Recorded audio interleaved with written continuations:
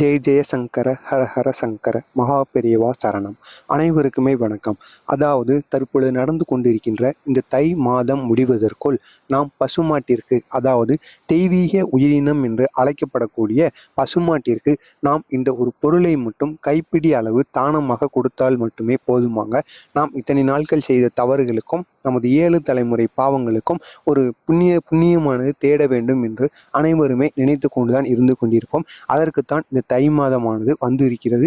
இந்த தை மாதத்தை நீங்கள் விட்டு விட்டீர்கள் என்றால் அடுத்ததாக நீங்கள் அடுத்த வருடம்தான் இந்த தை மாதமானது வரும். எனவே மறக்காமல் இந்த தை மாதம் முடிவதற்குள் பசுமாட்டிற்கு உங்களது வீட்டிற்கு அருகில் இருக்கிற பசுமாடோ அல்லது வீட்டிற்கு தொலைவில் எங்கு இருந்தாலும் பரவாயில்லை, ஒரே ஒரு தடவை பசுமாட்டை பார்த்துவிட்டு நீங்கள் சுத்தபத்தமாக குளித்துவிட்டு செல்ல வேண்டும் கூட ஒன்றும் கிடையாது. அசைவம் சேர்க்காமல் மட்டுமே நீங்கள் இந்த ஒரு செயலை செய்தால் மட்டுமே போதும் என்பது போல காஞ்சி மகான் மகா பெரியவா அவர்கள் கூறியிருக்கிறார்கள். அதாவது பசுமாட்டிற்கு இந்த ஒரு பொருளை நாம் கைப்பிடி அளவு இவ்வாறு கொடுத்தால் மட்டுமே போதுமாம். நமக்கு இருக்கின்ற எல்லாவித பிரச்சனைகளுக்கும் கஷ்டங்களுக்கும் நாம் இத்தனை நாட்கள் செய்த பாவங்களுக்கும் ஒரு புண்ணியமானது கிடைப்பதற்கு அதிகப்படியான வாய்ப்புகள் இருக்கிறதாம். ஏனென்று பார்த்தோம் என்றால் உயிரினங்களில் தெய்வீக உயிரினமாக இந்த பசுமாடு தான் கருதப்பட்டு கொண்டிருக்கிறது. அதனால்தான் அதாவது சாமிகளுக்கு கூட இந்த பசுமாட்டிலிருந்து வருகின்ற அந்த பாலை வைத்து அபிஷேகம் செய்வது என எல்லா கோயில்களிலுமே இதை போன்ற ஒரு செயல்களை செய்து கொண்டு கொண்டிருக்கிறார்கள்.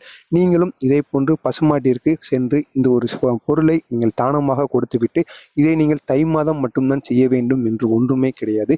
முடிந்தால் வாரம் நீங்கள் சென்று பசுமாட்டிற்கு இதை போன்று நீங்கள் கொடுத்து வந்தீர்கள் என்றால் மிகப்பெரிய நன்மைகள் உங்களை சேருவாங்க.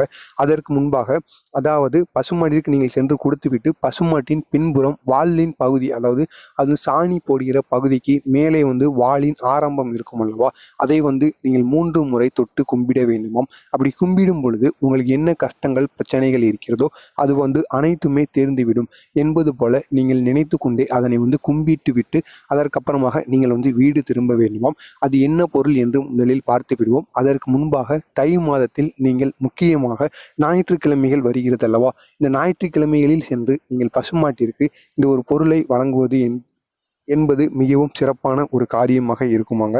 அதற்கு முன்பாக நம்ம சேனலுக்கு நீங்கள் புதிய பார்வையாளராக இருந்தீங்கன்னா நம்ம சேனலை மறக்காமல் சப்ஸ்கிரைப் பண்ணிட்டு பாருங்கள். அப்பொழுதுதான் காஞ்சி மகான் மகா பெரியவா கூறிய அனைத்து விதமான செய்திகளும் தொடர்ந்து நமது சேனலில் பதிவிட்டு கொண்டே தான் இருக்கிறோம்.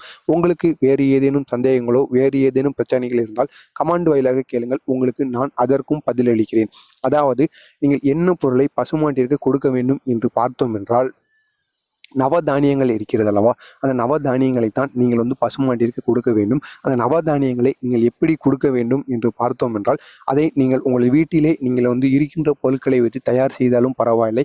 உங்களால் அதை செய்ய முடியும் என்றால் நீங்களே அதை தயார் செய்யலாம். அப்படி செய்ய முடியாது, நான் கடைகளில் தான் வாங்குவேன், எனக்கு செய்ய தெரியாது என்று கூறுபவர்கள் உங்களது வீட்டிற்கு அருகில் இருக்கிற கடைகளில் சென்று இந்த நவதானியத்தை வாங்கி கொள்ளுங்கள். வாங்கி கொண்டு நீங்கள் எவ்வளவு வேண்டுமானாலும் மாட்டுக்கு கொடுக்கலாம். அதனுடன் வாழைப்பழம், அதற்கப்புறமாக பாசிப்பயிறு இருந்தால் அதையும் நீங்கள் கொடுக்கலாம். இதை ஒரு கைப்பிடி அளவு நீங்கள் கொடுத்தாலே போதுமானது. ஒரு கைப்பிடிக்கு அதிகமாக நீங்கள் எவ்வளவு வேண்டுமானாலும் கொடுக்கலாம்.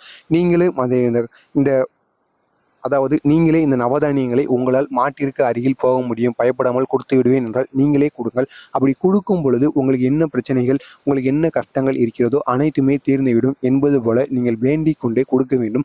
முக்கியமாக செருப்பு அணிந்து கொண்டு இந்த ஒரு செயலை நீங்கள் செய்யாதீர்கள். அப்படி செய்தீர்கள் என்றால் மிகப்பெரிய பாவங்கள் உங்களைத்தான் பிடிக்கும். எனவே தை மாதம் முடிவதற்குள் இந்த ஒரு செயலை செய்து விடுங்கள். உங்களது குடும்பமும் உங்களுக்கு இருக்கின்ற எல்லாவித பிரச்சனைகளும் தீர்வதற்கு அதிகப்படியான வாய்ப்புகள் இருக்கிறது. உங்களுக்கு தெரிந்த நபர்களுக்கும் ஷேர் செய்து தை மாதம் முடிவதற்குள் இந்த ஒரு செயலை செய்து வர சொல்லுங்கள். நன்றி, வணக்கம்.